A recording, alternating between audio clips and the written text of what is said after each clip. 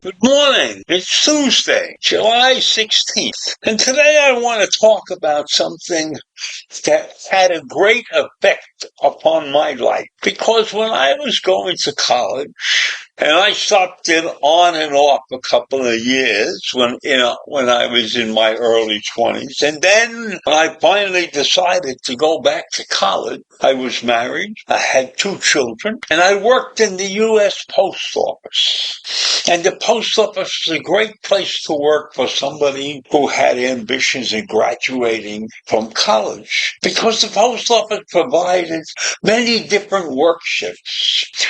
So I could be working a midnight shift and go to classes during the day. Or I could be working a late evening shift and go to classes in the early part of the evening. So I was able to accomplish getting a degree in around 7 years while working in the post office. And why am I talking about the post office today like this? Because of the price of postage stamps. Now, when I was working in the post office, a first-class stamp was 4 cents, and then it went to 5 cents or something like that. And now, in the year 2002, a postage stamp was about 34 cents. And today, the price will be 75 cents for a postage stamp.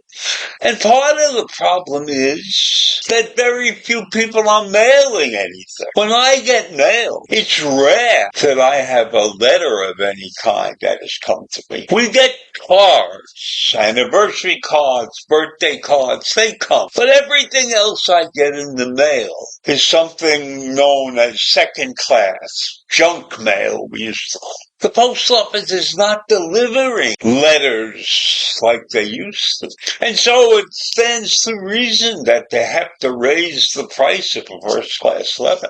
But very, very few people are mailing first-class letters. People don't write letters anymore. People get on their telephone and send messages, or they're on their computer and they send messages. So the post office, which is a very important business. Don't get me wrong. There's packages to be delivered. There's lots of things that the post office does. And I remember working midnight shifts in a post office down in Morgan Annex when we unloaded the boats that brought in the large parcels from overseas. And I worked from 6 to 2:30 in the afternoon on one of my last jobs in the post office. And I was a timekeeper at Lenox Hill Station. And I did all of those things in the post office while I was going to school to graduate and get a degree and move on with my life. So I have a great deal of good things to say about the post office. Because when I worked there were many, many people who had this particular job, and it really saved their life. Because we had benefits. I mean, if you worked there a couple of years, you were entitled to 3 or 4 weeks vacation, things like that. So it was a good job. And people had to work weekends occasionally.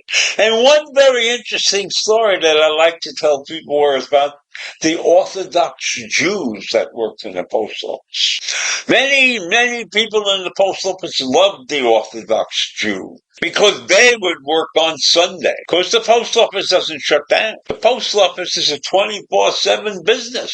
They're on duty all the time.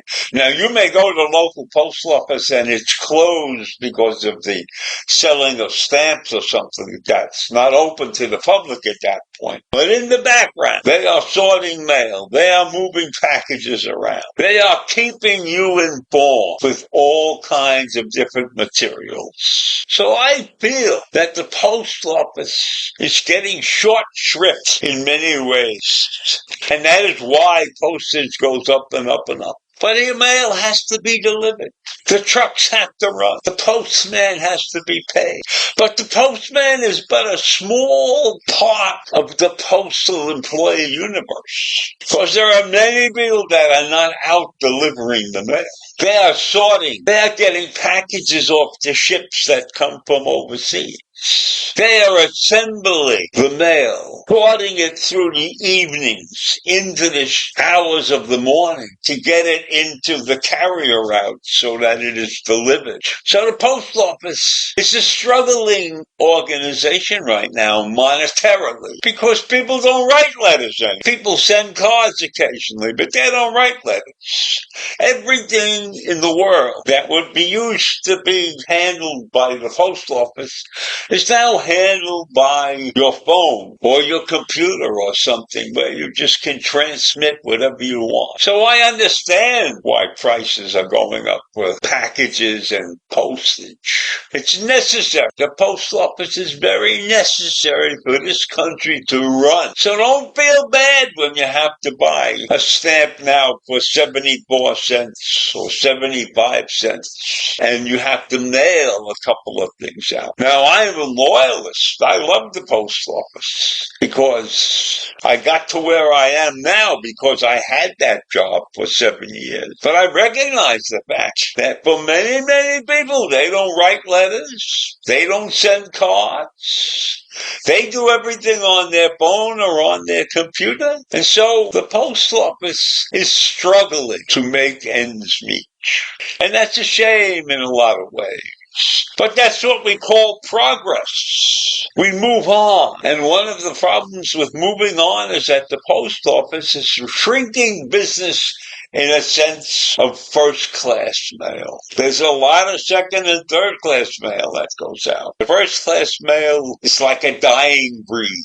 So I hope that many of you appreciate the post office. Even though you will do everything you need to do on your phone or your computer, and you don't write letters anymore, and you send out the occasional card, which can be transmitted by a computer. So think about that. Think about the way the world has changed in the last 60 or 70 years. And while there have been many changes, the postal system still employs 7.3 million people with an average salary of around $50,000 a year. So the postal worker is not going to get rich, but they have a good solid job in the middle income world. So I leave you with that this morning. Have a great day.